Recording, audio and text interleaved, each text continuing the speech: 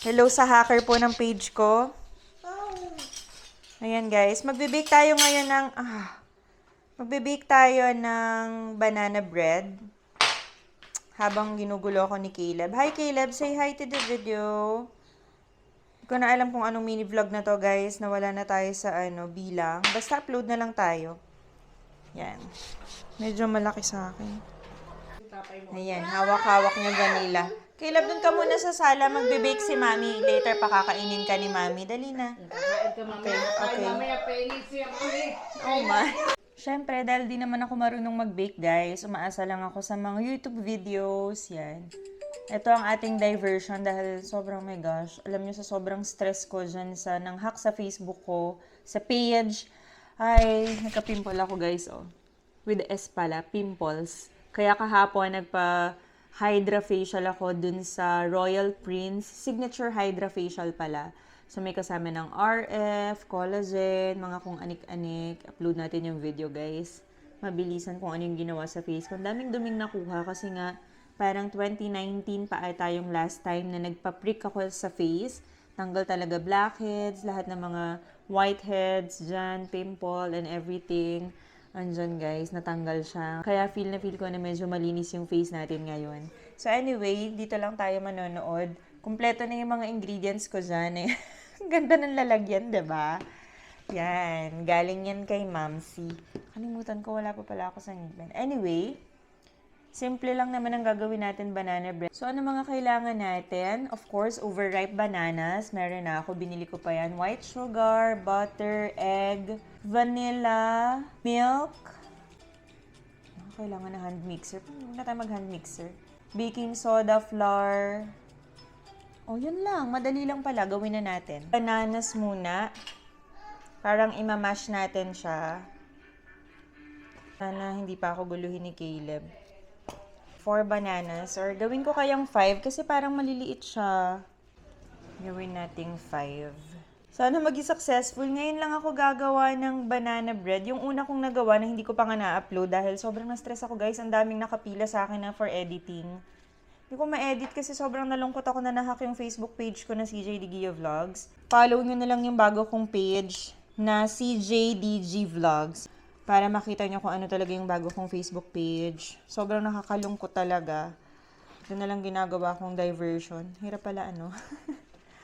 Tapos, yung hacker ng page ko, nagpo-post na siya. After 3 days niyang ma-hack, saka lang siya nag-post ng kung ano-ano. At yun nga, gagamitin niya yung page ko para kumita, syempre. Sobrang laki nang nawala sa akin, guys. Pero ayoko na lang din isipin. Kaya ko naman din siguro ulit na gawin yun kung ano yung ginawa ko dun sa page. Sana. Ngayon guys, ang ginagawa ko dun sa page, nag-upload ako ng mga old videos. Buti na lang nakasave talaga sa akin lahat ng mga videos na in-upload ko dun. Nakakalungkot lang kasi syempre yung memories. Tapos alam mo talaga na pinaghirapan mo. Tapos ayun, mawawala lang, 'di ba? Sa isang iglap nawala siya. At kung bakit siya nawala ay dahil lang din po sa kagagahan ko. Pasensya na sa word pero sobrang naiinis talaga ako sa sarili ko. Sana lahat ng followers ko sa Facebook nandito sa YouTube kasi plan ko na yun nga. Dito muna mag-update since medyo traumatic pa yung nangyari sa akin sa Facebook. Alam niyo ba hanggang ngayon wala pa rin nagre-reach out sa akin. Nakailang report na ako sa Facebook. Wala silang parang channel talaga na yung mabilis na aksyon para yung mga na-hack, 'di ba, ay ma-actionan agad nila. No, wala silang ganoon. Napakahirap. Kahit email, wala. Ang dami ko nang pinanood na video pero wala talaga. Wala talagang makita na link or something. Nagawa ko na lahat pero wala. Magwa 1 week na since mag-report ako. Wala pa rin pong nag-email sa akin from Facebook. Nakakalungkot lang. Next natin is butter. Para mas madali ng haluin. And then, 1 egg. Oops, baka may napasamang balat. Makakain natin yung balat later. Tapos daw, anong gagawin? Vanilla. 1 teaspoon vanilla. Para sure tayo 1 teaspoon talaga siya. Yan guys, vanilla. Milk, 1/2 cup. Okay. Hindi ko alam kung pwede itong cow head, pero ito lang yung meron ako na milk. So, ito na lang gamitin natin. Ano nga ulit? Ilan ulit? Ulyanin na yan, girl. 1/2 cup milk. Okay. Alam nyo, itong ayoko sa baking, kailangan eksakto, bawal tansyahan, no? Alam nyo naman, pag nagluluto ako, diba, tansyahan talaga. Tansya girl yan. Okay, 1/2 cup milk. So, kapag nagbibig, ang kalat. Oh my God. Ang daming anik-anik. And then, mix well, tama? Okay, mix well. Wala tayong pang-mix. Saan ang pang-mix ko? Okay, where are ya? Okay, ito na yung pang-mix natin. Alam nyo guys, ayoko na nga sana munang mag-vlog. Kaya lang, parang hindi kasi ako sanay. Alam nyo yun, parang for the past 4 years, talaga namang nagva-vlog na ako. So, ang hirap din na parang baba natin ng konti para makita nyo yung ginagawa ko. Alam nyo yun guys, parang ang hirap din na parang kailangan natin ng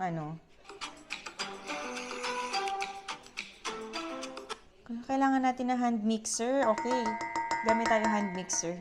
Saan ang hand mixer? Ay! Diba? Nandito pa siya sa pinakataas. Obviously, hindi pa po siya Ay, meron ako ditong de-battery. Ito na lang kayong de-battery. Masyadong malaki yung isa, konti lang naman. Ito guys, oh, from Daiso. Teka, itaas ko nga muna. Ayan, this is from Daiso. Lagyan natin ng battery. O, diba? Gumagana siya. Hindi nga lang siya ganun kalakas, pero pwede na. Ayokong gamitin yung malaki kasi hirap pugasan.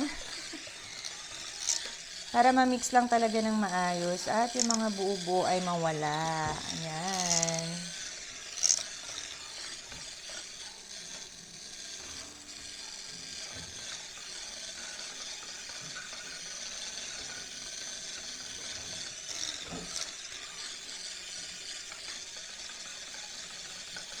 Next natin, 1 1/2 na flour. Dapat talaga maganda yung lalagyan. Ang hirap sandukin dito, oh. Oo, no? Dapat kasi pag naka-plastic pa siya na ganyan. Wala, hindi ko siya mapuno, oh. 1 1/2. Tapos half. Half cup. Yan. 1 1/2 na yan. Anong next? Ayoko nagbibig, magulo. Huling linis, te. Gaganon muna natin. Gaganyanin. Diba? Bakerist yan. Ano yan hihintay mo? And then, anong next? Ay, ano ba yan? 1 teaspoon baking soda. May baking soda ba ako? Ayan. Ay, teka, may nakalimutan ako. May sugar to eh. Dali ha, may sugar to, alam ko. Nakalimutan ko yung sugar. Okay, sugar, nalimutan po ni madam. 3/4 cup, wala naman akong cup dito. Na 3/4. Ito na yung sugar, ngayon ko lang nahalo. Pasensya na pose. Yan, may mali na tayo agad. Then, mix lang. Te, pakisaksak na nga yung oven para ano na ako dito. Patanggal na yung laman ng oven kasi yung oven namin medyo storage din siya ng mga bagay-bagay. Ayan. Sana masarap. Oven. Oo, yan yung oven na yan. Tapos na yung kanin? Sure? Ito na guys. Ang bango naman. Ay, di ba guys? Kesa magpaka-stress ako dun sa Facebook page na yun. Ito na lang. Try na lang natin mag-bake-bake. At least, I still have a full-time job. Di ba? Meron pa rin akong source of income. Hindi naman tayo nawalan talaga na as in zero. Nangihinayang lang ako dun sa memories. Pero ito nga, creating new memories. Kaya sana support nyo pa rin po yung bago kong page. And now, for the lalagyan. Okay, ate, okay na ako dito sa lahat ng to, ha? I have baking paper. Lagyan lang natin to. Ay, sinaksak mo yung oven? Hindi, kailangan i-on siya.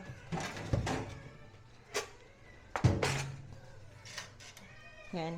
Preheat na natin yung oven. Tapos, nasan yung baking paper hawak ko? Ito. Lagyan ko ng baking paper itong buong ano na to. Parang marami siya. Tapos, mamaya naman guys, ang gagawin ko is favorite ulit ni Ate Kaylee, yung ayaw niyang umayos. Yung favorite ni Ate Kaylee. Sushi. Baked sushi.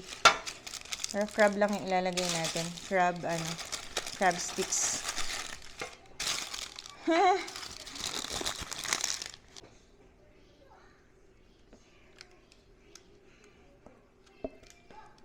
Yan natin. Okay na yan lahat, ate.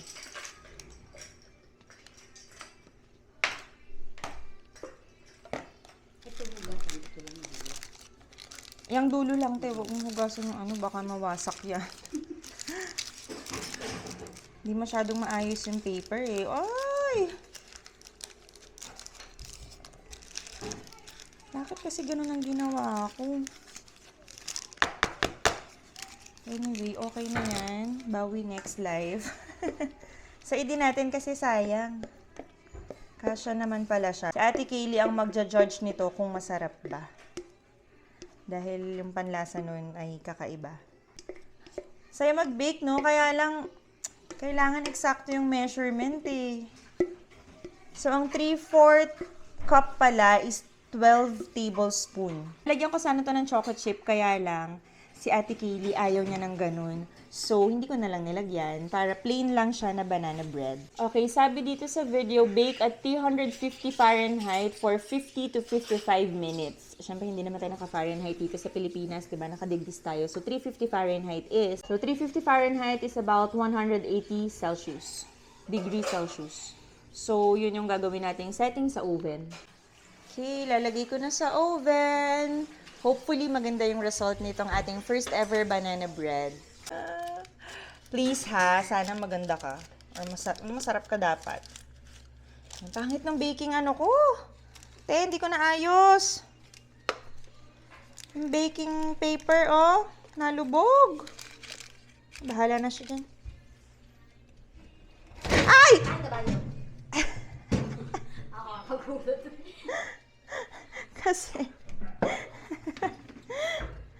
Kasi naman, ayan, lagay na natin. Ay, kinakabahan po ako. Ayan na. Sana inayos ko talaga yung baking paper, eh. Pero pwede na yan. Tignan natin next time. 55 minutes daw. 50 to 55 minutes. Check natin later.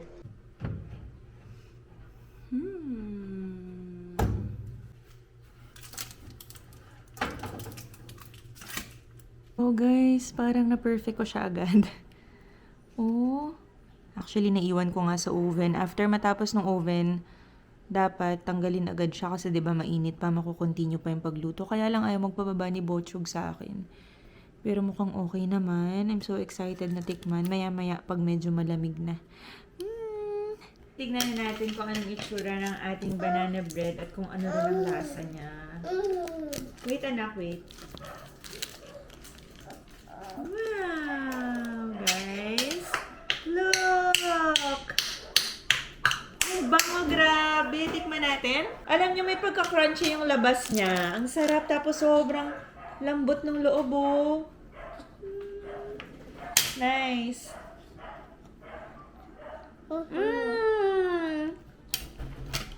Ang bimi. Huwag mo sirain yung ginawa ni Mami. Alam nyo, mas masarap na gumawa kayo ng sarili nyo kaysa yung mga naka-ready na nabibili sa mall na mix. Mas okay kung kayo. Ma-adjust nyo rin kung gusto nyo matamis or hindi masyadong matamis, diba? Pabawasan nyo lang yung sugar, ganun. Ang sarap. Pwede pang baon ng kids, diba? Sarap? Mami.